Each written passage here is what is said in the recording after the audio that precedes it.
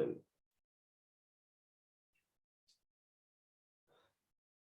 Last class में हम लोग मोशन अंडर ग्रेविटी स्टार्ट किए थे शायद। Yes sir.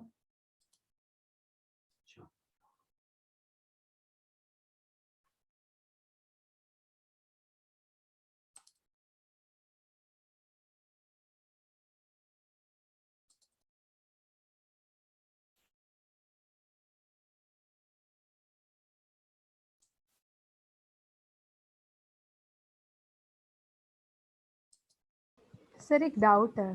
बोल बेटा। सर आप हमें 10th वालों को टर्म 2 के जो पोर्शन है उसके बारे में मतलब रिवीजन कराएंगे इसका? टर्म 2 में क्या पोर्शन है बेटा, मुझे नहीं पता। सर जो भी फिजिक्स का पोर्शन है, जो भी electricity and magnetic effects of the current, sir आप रिवाइज कराएंगे? एक बार मुझे पोर्शन भेज देना। Okay okay sir. पोर्शन भेज देना। 10th सीबीएसई बोर्ड से हो तुम? Yes sir. Sir sir CBSE है इधर। अच्छा, इसमें सारे सीबीएसई वाले ही हैं? आईसीएसई भी है। आईसीएसई मिक्स्ड बैच है। आईसीएसई में भी टर्म 2 बचा हुआ है? हाँ सर, हमें भी इलेक्ट्रिसिटी मैग्नेटिज्म वही सारी चीजें। अच्छा,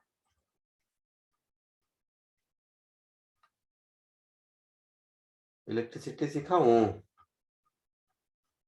यस सर। Yes sir. थोड़ा बहुत जितना से तुम लोगों का काम चलेगा देखते हैं, ठीक है? चलो थोड़ा बहुत इलेक्ट्रिसिटी सिखा देता हूँ, कुछ तो तुम लोग सीख जाएगा।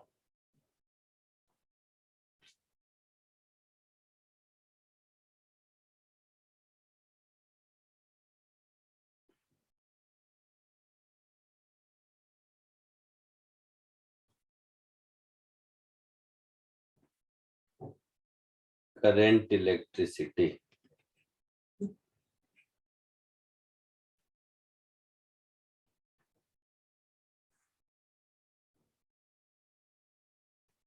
सबसे पहले बताओ चार्ज किसको कहते हैं?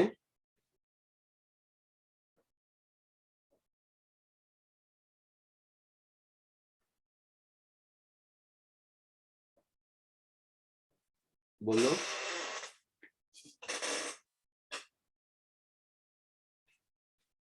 करंट तो बाद में आएंगे, पहले बताइए चार्ज किसको कहते हैं? सर इलेक्ट्रॉन का। The flow of electrons. क्या बोल रही है? तो चार्ज होता है plus minus. Charge is plus minus, तो एडिशन सब्ट्रैक्शन है। सर चार्ज इलेक्ट्रॉन्स में होता है। तो चार्ज इलेक्ट्रॉन्स प्रोटॉन्स या कैटाइन एनाइन। चार्ज किसको कहते हैं? चार्ज प्लस माइनस सब बोल दिया, चार्ज छोड़ के सब बता दिया। एक पार्टिकल का इनहेरेंट प्रॉपर्टी है। कैसा इनहेरेंट प्रॉपर्टी?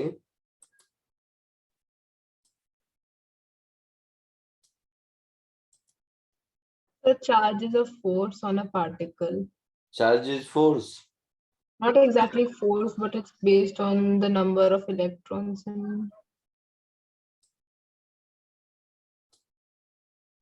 देखो तुम लोग का फंडामेंटल गायब है। चलो चार्ज को छोड़ो, मास किसको कहते हैं?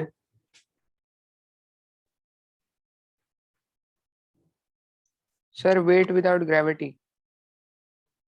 Sir, please repeat the question. Sir, please repeat the question. मैंने पूछा बेटा मास किसको कहते हैं? So the amount of matter present in a substance is called its mass. और अमाउंट ऑफ मैटर क्या है?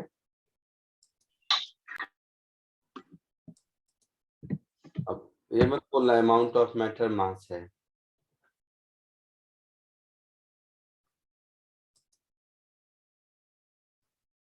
Mass amount of So the quantity which does not change according to gravity. कुछ भी बोलते रहते हो। ग्रेविटी से तो चार्ज भी नहीं चेंज होता है, इसका मतलब क्या है? चार्ज भी मास हो गया थोड़ा ना। ग्रेविटी से तो बहुत कुछ चेंज नहीं होता है। अपने मन से तुम लोग कुछ कुछ बनाने की कोशिश करते हो। मोमेंटम क्या है? मोमेंटम का नाम सुना है? Yes, sir. मोमेंटम क्या है बताओ चलो। Product of velocity and mass. वो तो फॉर्मूला हो गया बेटा।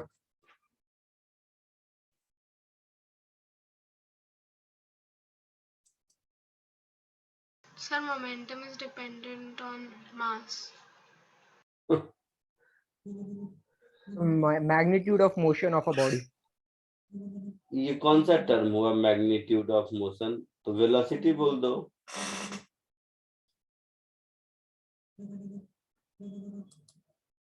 मैग्नीट्यूड ऑफ मोशन क्या होता है?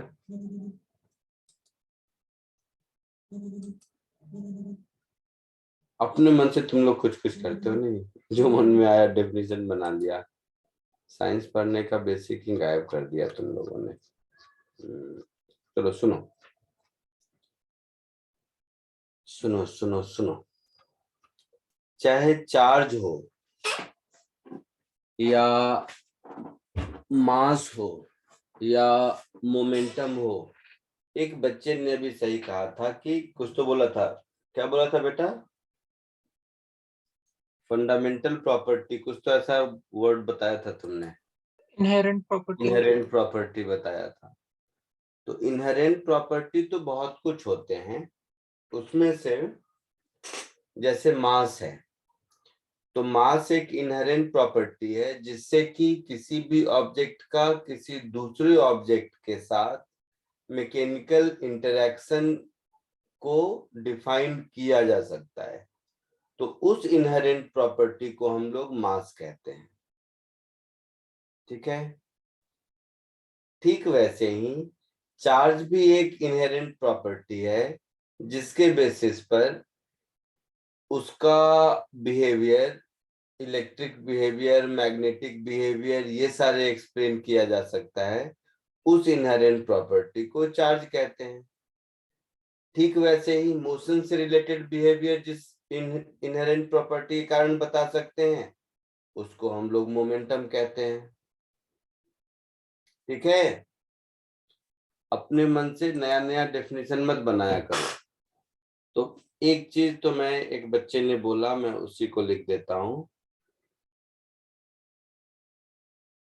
कि charge is an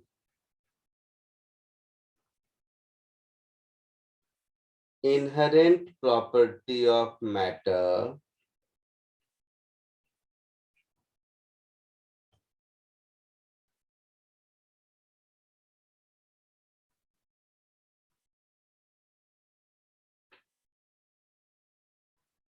on the basis of which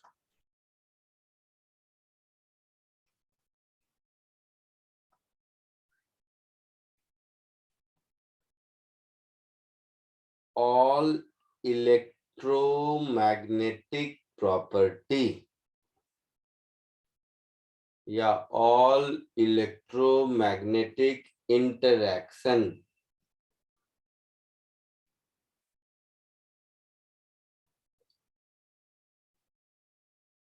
of an object can be explained. Common sense से याद रहेगा, किसी भी इलेक्ट्रोमैग्नेटिक इंटरैक्शन को एक्सप्लेन करने के लिए जिस फंडामेंटल प्रॉपर्टी की जरूरत होती है, उस फंडामेंटल प्रॉपर्टी को हम लोग चार्ज कहते हैं। कोई दिक्कत? सर हम लोग चार्ज को एक्सेस ऑफ प्रोटॉन्स या फिर इलेक्ट्रॉन्स भी बोल सकते हैं ना एक एटम में? नहीं रे, अभी रुको। अब आते हैं कि चार्ज दो टाइप का होता है। आप लोग कहते हो पॉजिटिव चार्ज और negative charge. Yes, sir. Positive charge क्या है? अभी तो बोल रहा था ना कोई तो Which बच्चा, have less electrons than the protons. Positive और नेगेटिव चार्ज क्या होता है बेटा? कोई तो बता रहा था अभी, बोलो। सर जब इलेक्ट्रॉन्स कम होता है तब पॉजिटिव होता है, When जब the electron protons are more than the electrons, then it will be positive. And when the electrons are more than protons, it can be negative. सुनो, एक बात और समझो। प्रोटॉन को हम लोग, प्रोटॉन मतलब ऐसे ही प्रोटॉन कुछ नहीं होता है, प्रोटॉन फिक्स होता है न्यूक्लियस के अंदर, वो कहीं नहीं जाता है, ये बात मालूम है ना? Yes, sir. जाता कौन है? इलेक्ट्रॉन। Electron. तो प्रोटॉन का इसमें कोई रोल नहीं है ऑब्जेक्ट के चार्ज में। नेगेटिव चार्ज का मतलब है एक्सेस ऑफ इलेक्ट्रॉन,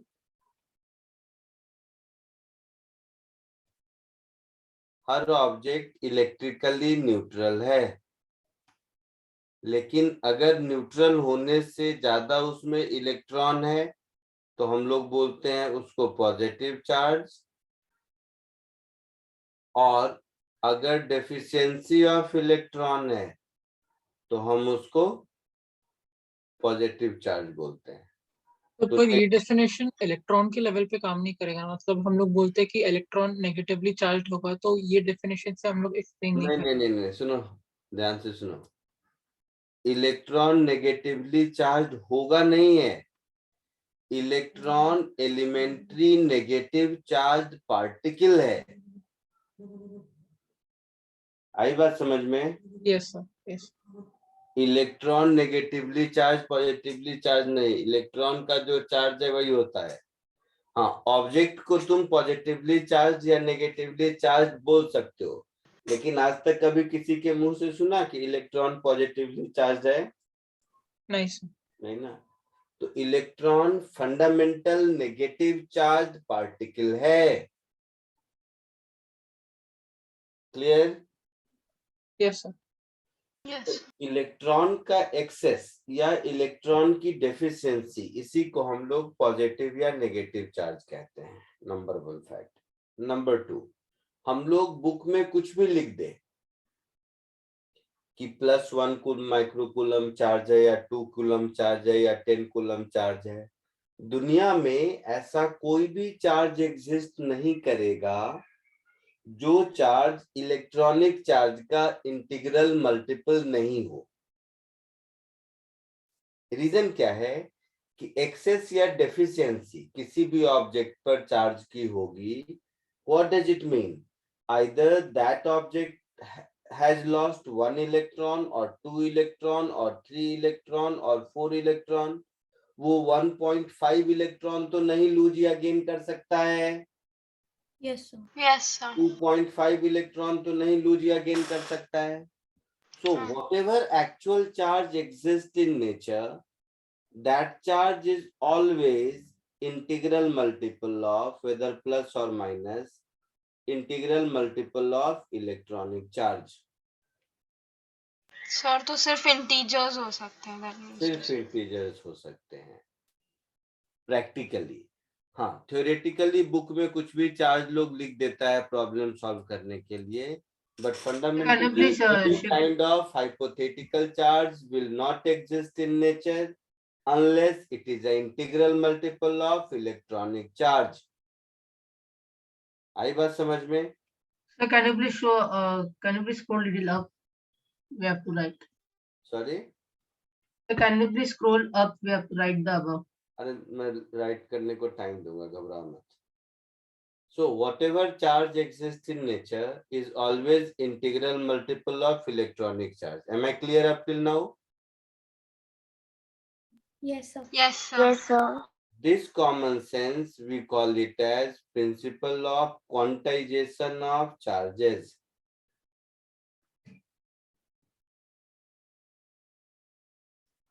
इसको हम लोग बोलते हैं principle of quantization of charges.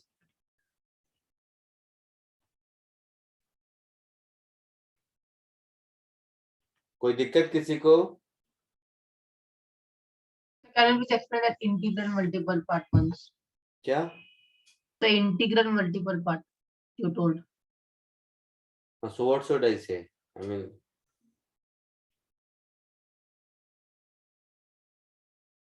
क्या पूछना चाह रहे हो बताओ ना, मैं नहीं समझा। तो आप जो बता रहे थे तो मेरे एंड से वॉइस क्रैक हो रहा था, तो आप वो रिपीट कर सकते हो क्या? अरे मैंने कहा कोई भी ऑब्जेक्ट लॉस या गेन करेगा इलेक्ट्रॉन का, तो एक इलेक्ट्रॉन का होगा, दो का होगा, तीन का होगा, चार का होगा, पांच का होगा, 10 का होगा, 200 का होगा, 1.5 का नहीं हो सकता है, 2.5 का नहीं हो सकता है, 3.2 का नहीं हो सकता है। इसका मतलब क्या है कि दुनिया में कोई भी चार्ज एग्जिस्ट करेगा, वेदर इट इज पॉजिटिव और negative, that charge will be integral multiple of charge of one electron, because any transition of fractional number of electrons from one object to another cannot take place, isn't it? Yes sir. तो यही common sense को हम लोग principle of quantization of charges कहते हैं। Clear है यहां तक? Yes sir. अच्छा,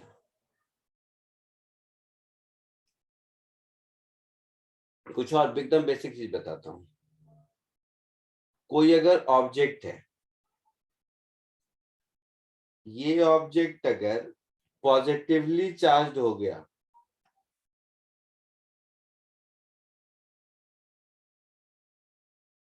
ये अगर पॉजिटिवली चार्ज हो गया, कॉमन सेंस वाली चीज बताता हूं, तो इसका मास डिक्रीज करेगा, और अगर नेगेटिवली चार्ज हो गया तो मास इंक्रीज करेगा। कॉमन सेंस है? Yes sir. सर क्योंकि पॉजिटिवली चार्ज होगा, इसका मतलब है द इलेक्ट्रॉन्स रिमूव होंगे। Loss of electrons. It sir mean, लेकिन इलेक्ट्रॉन्स का मास नहीं होता किसने बोला नहीं होता? सर, मतलब नेग्लिजिबल होता है ना कंसिडर करने के कम लिए। होता है, तो कम होता है बोलते हैं, नहीं पर सर होता कुछ है तो तो कम तो होगा ही। हाँ, तो वही मैंने वैल्यू नहीं लिखा, मैंने कहा कम होता है या ज्यादा होता है ना? सो पॉजिटिव चार्ज पार्टिकल अपने अनचार्ज काउंटर पार्ट से हमेशा कम मास का होगा, और नेगेटिवली चार्ज पार्टिकल अपने अनचार्ज काउंटर पार्ट से हमेशा ज्यादा मास का होगा। ठीक है? Yes sir. सर मैं नहीं समझी। क्यों नहीं समझे? कोई ऑब्जेक्ट नेगेटिवली चार्ज कब होगा? जब कहीं से इलेक्ट्रॉन उसके ऊपर आ जाएगा। हाँ सर। और पॉजिटिवली चार्ज कब होगा? जब उसका इलेक्ट्रॉन कहीं चला जाएगा। हाँ सर। तो उसमें से इलेक्ट्रॉन निकल गया, तो इलेक्ट्रॉन अपने साथ थोड़ा बहुत उसका जो भी मास है वो भी लेकर गया ना। हाँ ओके। Yes sir. समझ आया? हाँ सर। अरे वाह, बधाई हो। ठीक है, एक और बता, तुम लोगों को अगर बोर्ड के लिए नहीं, थोड़ा ज्ञान के लिए बताता हूँ। ये तो principle of quantization of charge है। तुम लोगों ने नया पार्टिकल क्वार्ज का नाम सुना है? Sir quark. छोड़ो, तुम लोग का जबरदस्ती बोर्ड खराब हो जाएगा। तो क्वार्ज एक ऐसा पार्टिकल है, आजकल मतलब ये रिसेंट साइंस है, जिसमें क्वार्क्स पॉजिटिव और नेगेटिव क्वार्क्स होते हैं। तो ये एक एडिशनल पार्टिकल पोस्टुलेट किया गया है। इसका चार्ज हमेशा प्लस माइनस, मतलब पॉजिटिव या नेगेटिव, 2/3 ऑफ इलेक्ट्रॉनिक चार्ज के बराबर होता है। तो ये principle of quantization of charge का एक एक्सेप्शन है। ठीक है? Yes sir. Yes sir. हाँ, बट ये सब 9th-10th के लिए आपको जरूरत इस चीज की नहीं है, इसलिए टेंशन मत लो। अच्छा, तो पहले इतना कॉपी कर लो, फिर आगे बढ़ते हैं, फिर कूलम्स लॉ पे आते हैं, फिर धीरे धीरे करंट तक पहुंचेंगे। आपके बोर्ड लेवल तक तो मैं थोड़ा बहुत सिखा देता हूँ आपको।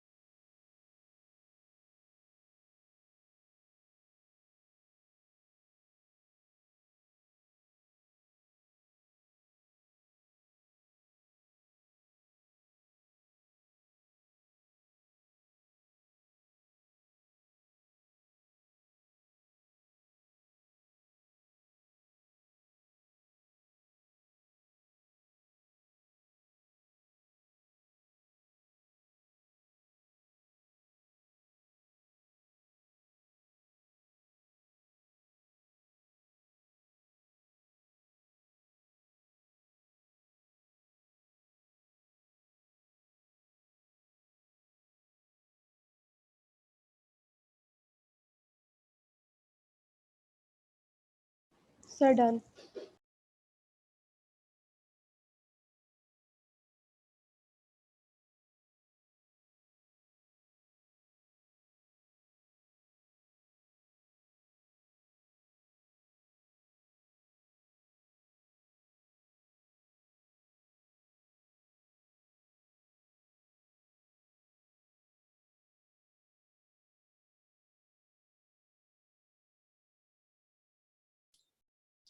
हेलो,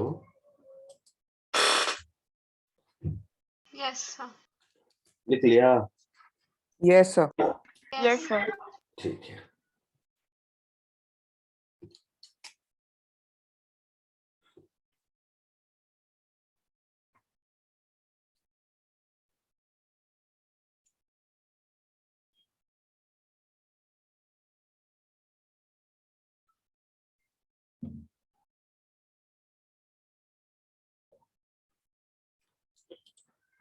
कूलम्स लॉ पढ़े हो थोड़ा बहुत? Yes, sir. क्या है?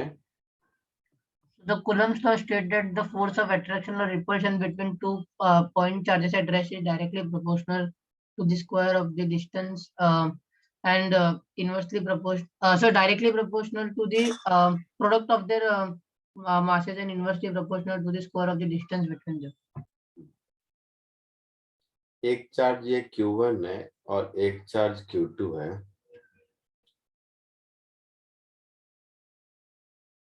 तो इन दोनों के बीच का सेपरेशन मान लो R है।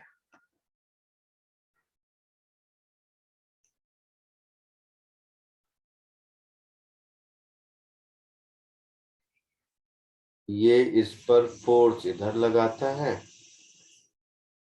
ये इस पर फोर्स इधर लगाता है ना, किधर भी लगा, तो इसको बोल देंगे फोर्स ऑन 2 ड्यू टू 1 और इसको बोल देते हैं फोर्स ऑन 1 ड्यू टू 2। तो ये जो भी है फोर्स ऑन 1 ड्यू टू 2 और फोर्स ऑन 2 ड्यू टू 1, इन दोनों का जो भी मैग्नीट्यूड होगा, this is some constant into product of charges divided by square of distance between them. यही कूलम्स लॉ है ना? बोलो। Yes sir.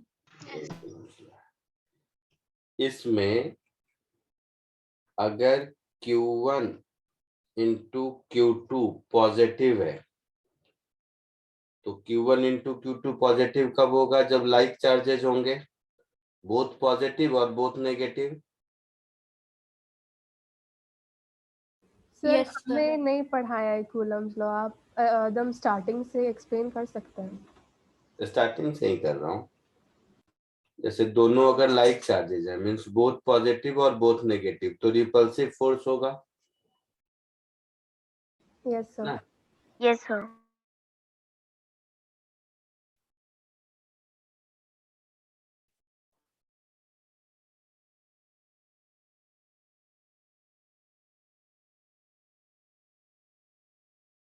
और अगर Q1 इंटू Q2 का प्रोडक्ट नेगेटिव आया,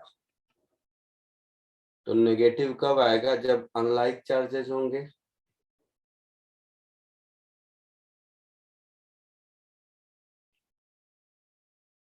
है ना? तो उस केस में force attractive So what you have written there, that is like charges you have written. हाँ, ऊपर में लाइक चार्जेस, नीचे अनलाइक चार्जेस, तो अट्रैक्टिव फोर्स हो जाएगा, है ना? तो इस फॉर्मूले का कॉमन सेंस है कि नेगेटिव अगर आया फोर्स Q1 इंटू Q2 का प्रोडक्ट, मतलब अट्रैक्टिव होगा, और पॉजिटिव आया मतलब रिपल्सिव होगा, जिसको आप लोग स्कूल में फिजिक्स के लैंग्वेज में कहते थे कि सेम चार्जेस अगर होता है तो रिपल्सिव होते हैं, और डिफरेंट चार्जेस होता है तो अट्रैक्टिव होते हैं, यस सर। है ना? तो तो एकदम मैं वो स्कूल के फॉर्मूला जैसा नहीं पढ़ाऊंगा, वो तुम लोग खुद करते रहो। मैं तुम्हें थोड़ा बहुत तो कम से कम एक आधे स्टेप ऊपर पढ़ाऊं। ये जो के है प्रोपोर्शनलिटी कांस्टेंट के, इसकी वैल्यू कितनी होती है मालूम है किसी को? No sir.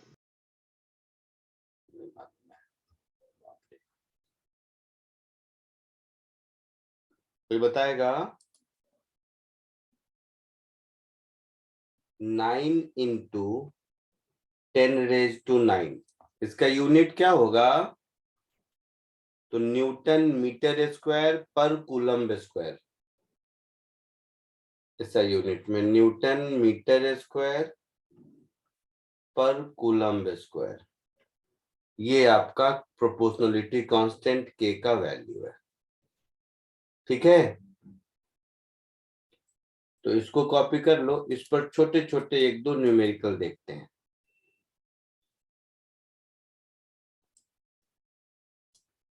कॉपी कर लो इसको।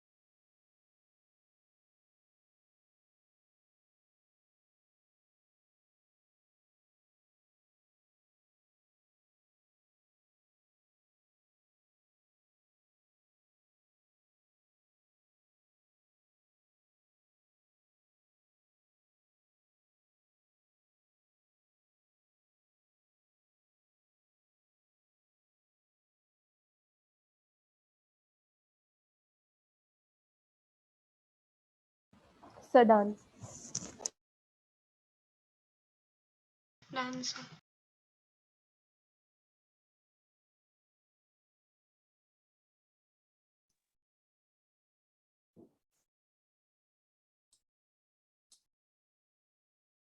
हो गया सबका? Yes sir. सर मुझे डाउट था, यस सर। ये के का वैल्यू यहाँ पे 9 इंटू 10⁻⁹ है या हर जगह पर वही रहता है, मैग्नीट्यूड सेम रहता है? क्या बोल रहे हो? सर ये के का वैल्यू हर जगह मतलब हर केस में कांस्टेंट रहता है या डिफर करता है?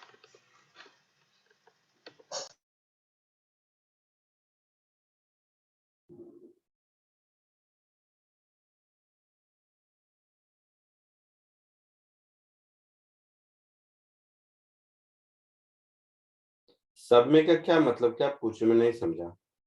सर ये लाइक मीडियन मैथ्स में भी डिपेंडेंट हम है यूज करते हैं, मैथ्स में। मतलब रेशियो प्रोपोर्शन में वैसे कभी तो। क्या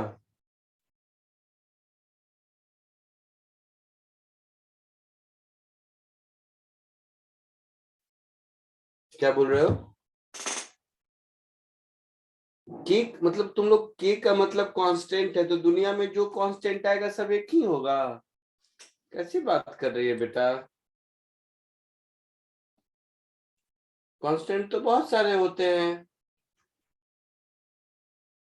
देखो, gravitational constant capital G, universal gas constant capital R, उसी तरह ये एक कांस्टेंट है जिसको कैपिटल के कहते हैं। तो सब कांस्टेंट का वैल्यू एक ही थोड़ा ना होता है, समझे मेरी बात? हाँ सर। पक्का? हाँ। सर इस कांस्टेंट का नाम क्या है? इसका कोई नाम नहीं एक्चुअल में, जो आप लोग बच्चे हो इसलिए नहीं बताता मैं। ये के नहीं है, मतलब जो के बोलते हैं, ये के पूरा टर्म है 1/4πε0, जिसमें इस एप्सिलॉन नॉट को बोलते हैं इलेक्ट्रिकल परमेबिलिटी ऑफ मीडियम। ठीक है, तो एक्चुअल में कांस्टेंट ये एप्सिलॉन नॉट है, समझे मेरी बात? Okay sir, understood. है ना, बट 4 पाई ये सब मिला के भी एक कांस्टेंट है, इसलिए ऐसा कहते हैं। तो वो जब सिखाऊंगा आगे, जब 11th में पढ़ाऊंगा, तब इसको ध्यान से देखेंगे। अभी आप इतने से ही काम चलाओ, ठीक है? Yes sir. इसको परमेबिलिटी ऑफ फ्री स्पेस कहते हैं। अब ये जो फॉर्मूला है कूलम्ब्स लॉ का, इस फॉर्मूला को यूज करके एक छोटा सा क्वेश्चन देखो तो सॉल्व कर पाते हो या नहीं आप लोग।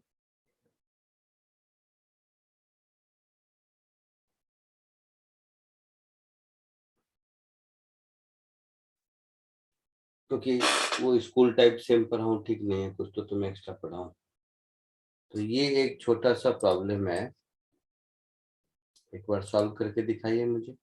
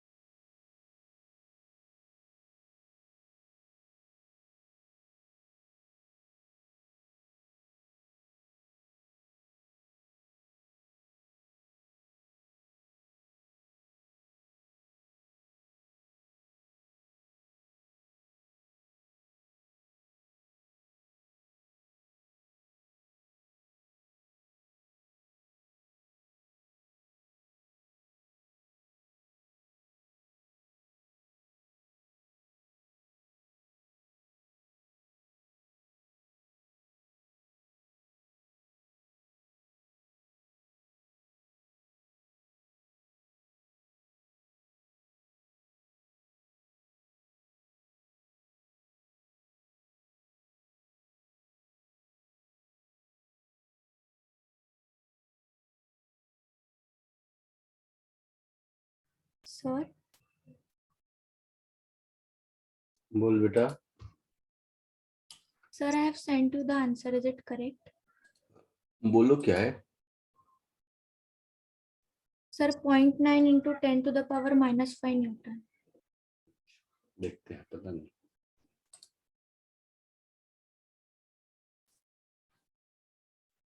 नहीं इतना नहीं आएगा। मुझे अलग आंसर आया था, तुम्हें क्या आया था? 10 to the power of minus 11 Newton. तुम्हें भी गलत आया था। तो मेरे को 9 into 10 raised to power minus 3/5. चलो देखो इधर,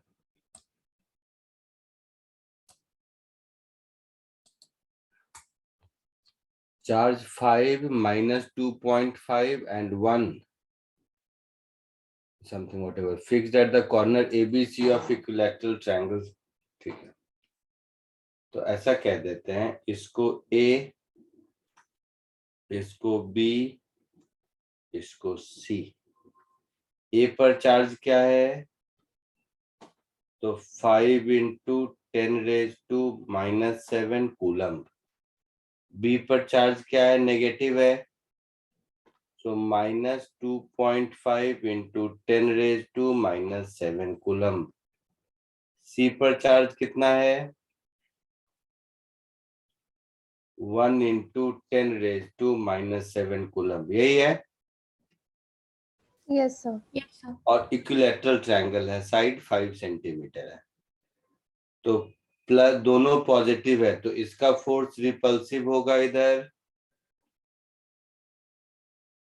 होगा। लेट इट बी हाँ, sir. 1। ए और बी पॉजिटिव नेगेटिव है, तो इसका फोर्स अट्रैक्टिव होगा, इधर लेट इट बी F2 होगा। Yes. ये भी 5 सेंटीमीटर है, ये भी 5 सेंटीमीटर है। तो मुझे एक और आंसर है, answer 9 into 10 to the power of minus 2. गलत आया। F1 फोर्स क्या होगा? तो Q1 into Q3 upon R square multiplied with K होगा। तो K 9 Yes, sir. into 10 raised to 9। So why not we multiply with B? Q1 into Q3 कितना हो जाएगा? 5 into 10 raised to minus 14 So why can't we multiply divided Q1? by R square, that is 5 centimetre का square. So 5 into 10 raised to minus 2 metre में हो गया इसका square. ठीक है। Yes sir. So 45 into 10 raised to minus 5 हो गया, और नीचे 25 into 10 raised to minus 4 हो गया। तो यहाँ 10 raised to minus 1 बचा, तो ये हो गया 0.18 Newton. So why we don't multiply with B? क्या B से मल्टीप्लाई करूं? बोलो क्या? 3 बार तुम बोल चुके हो, मैं सुन चुका हूँ, कुछ नहीं बोल रहा हूँ। Means I am giving you a chance to identify your mistake. क्या करूं B से मल्टीप्लाई करके? बताओ।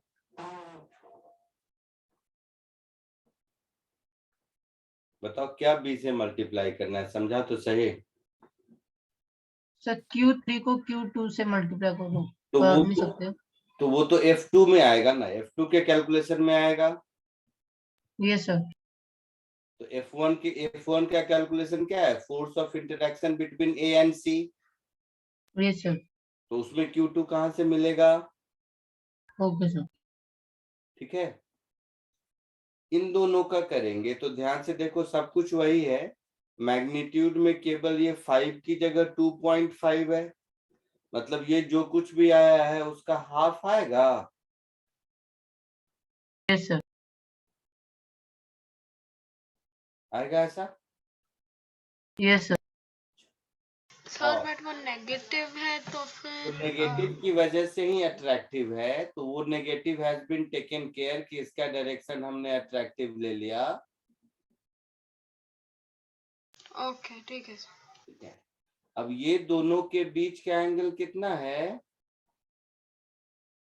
120। 120 डिग्री।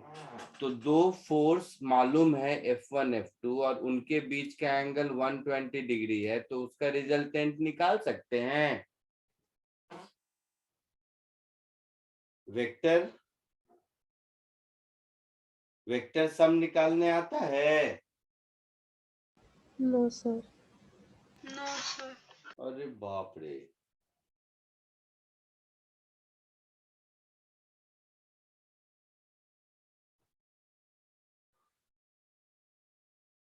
ये वाला फॉर्मूला पढ़े हैं? दो वेक्टर के बीच का, दो वेक्टर का रिजल्टेंट? नहीं सर। नहीं सर। अरे ऐसा कैसे? Under root a square plus b square plus 2ab cos theta.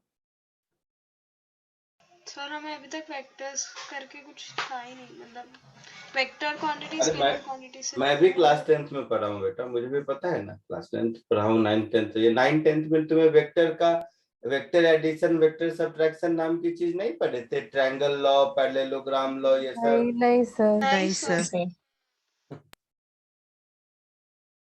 10th के बुक में दिखा दूं तब?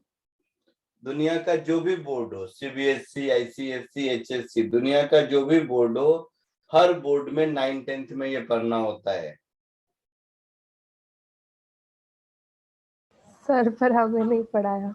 हाँ ऐसा सर हमारा पढ़ाया नहीं है, प्लस हमारा पोर्शन भी कैंसिल हुआ है, तो हो सकता है कि उसमें उन्होंने और कैंसिलेशन करवा। वो तो पढ़ते ही हो एग्जाम के लिए, पोर्शन हुआ, कैंसिल हुआ, सीखना सिखाने का तो टाइम गया। एनीवे कोई सर बात। ये एनसीईआरटी में, दुनिया के सारे बुक में, एनसीईआरटी नहीं, दुनिया के सारे बुक में जहां भी फिजिक्स का पी भी होगा, वहां पर भी वेक्टर एडिशन जरूर होगा, है ना? तो ये कोई रॉकेट साइंस नहीं है। बट एनीवे चलो कोई बात नहीं। तो दो वेक्टर तो समझ आता है?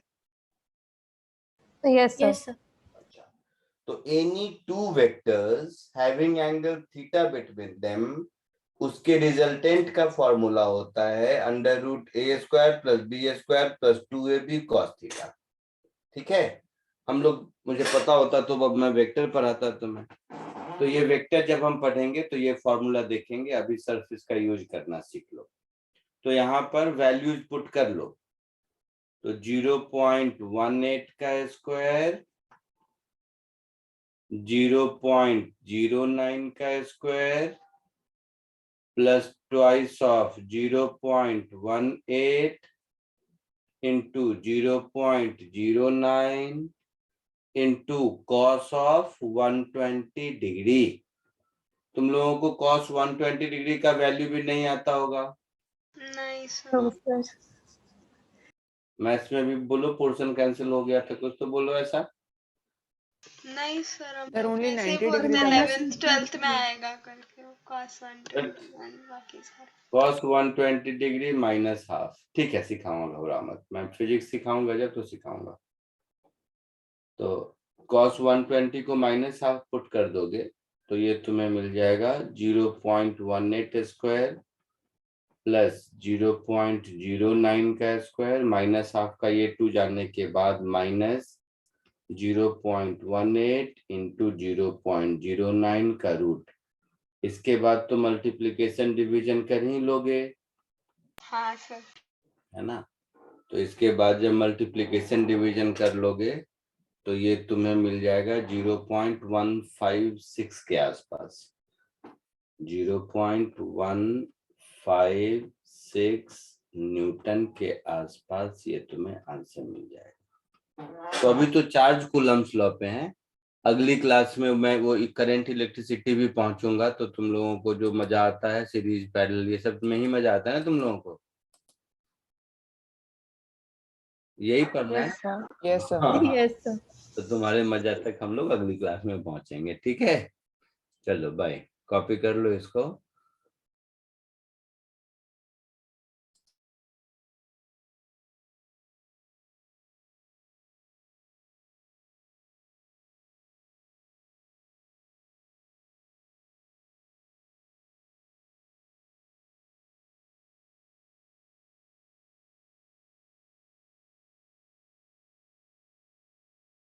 सर आप थोड़ा ऊपर भी स्क्रॉल कर सकते हैं।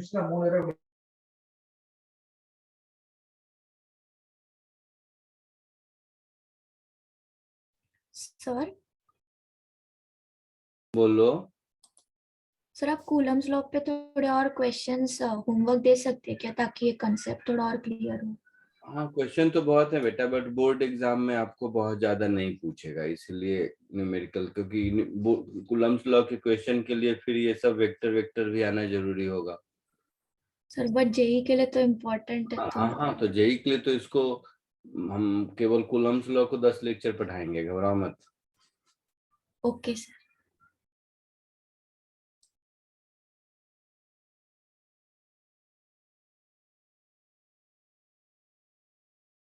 Bye sir, thank you. Sir sir बोल।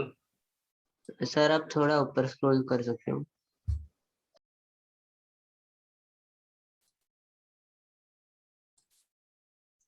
Thank you sir. थोड़ा ऊपर मतलब थैंक यू सर। क्या चाहते हो बताओ। Bye sir, thank you. लो। इतना ही और?